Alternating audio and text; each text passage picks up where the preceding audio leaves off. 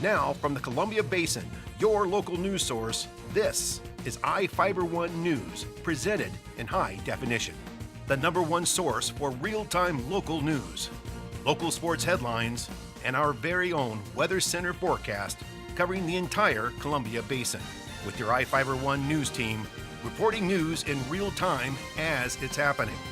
From the iFIBER Communications HD broadcast studio in Ephrata, Washington, this is iFIBER 1 News, and it starts now.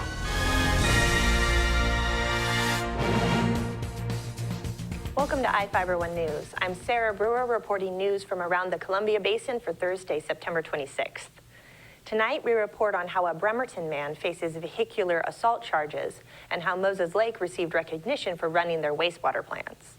In sports, Bob Kirkpatrick reports on how the Lady Vikings did in volleyball and catches us up on the Wenatchee Wild.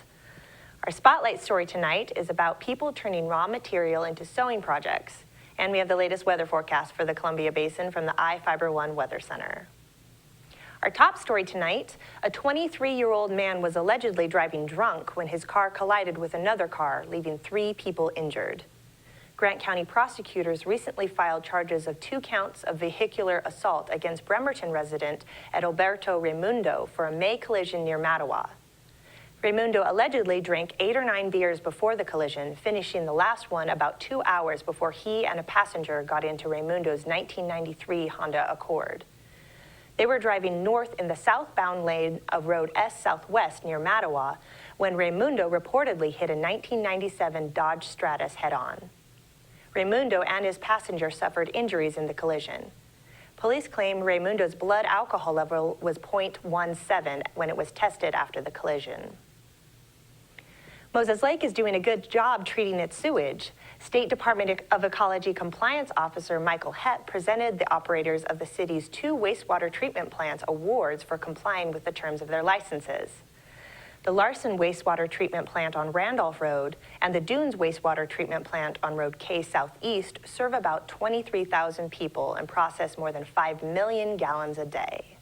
This is the second year that Dunes has won, and this is 5 years in a row for Larson. This is perfect compliance with their permit with us. In this region, which is our eastern region out of Spokane, is pretty much every county this side of Columbia. We have 7 winners out of probably about 40 plants that could have won, 107 statewide. So 5 years in a row is good. You're actually top right now of all of our plants in a row, and that some of the people. Hep said the success of the plants is due to cooperation between the city and the people operating the sewage plants. Habitat for Humanity of Greater Moses Lake will raise the walls Friday on its 12th house being built for a family. The event starts at 2 p.m. at 2527 Road A Northeast in Moses Lake. Columbia Basin Job Corps has been at the job site working 5 days a week with a crew of 5 to 6 students for about 250 hours per week.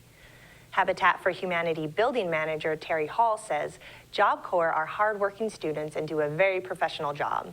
They are taught how to not waste material and try to reuse as much material as possible. It's been a pleasure to have and work with Job Corps on this project. The new homeowners are required to put in sweat equity to show that they are serious about being good partners with Habitat for Humanity and to help them feel like the home is truly theirs, representatives said. The new homeowners did the excavation and backfilling for the foundation to help make the wall raising possible. The Rotary Club of Moses Lake and the Moses Lake Kiwanis Club are donating 27 automatic defibrillators to the Moses Lake School District. Units were installed in every school within the district. The cabinets holding the units and the signs were donated by the Rotary Club. A combined $38,000 was raised to purchase defibrillators through fundraisers and grants. Fundraisers included the annual Rotary in-house auction, the annual Rotary golf tournament, plus international Rotary and Kiwanis grants. The Moses Lake Fire Department is donating time to train Moses Lake School District staff on how to use the defibrillators. Each of the people you see here has warrants for their arrest and is wanted by various law enforcement agencies. If you see any of these people, the DOC asks that you do not attempt to detain or apprehend them, but to call police. You can also call the Department of Corrections at 509-764-6180 during the day or 509-762-1160 after 5 p.m. We'll be back after these messages with the latest from our iFIBER One Weather Center, sports, and more news.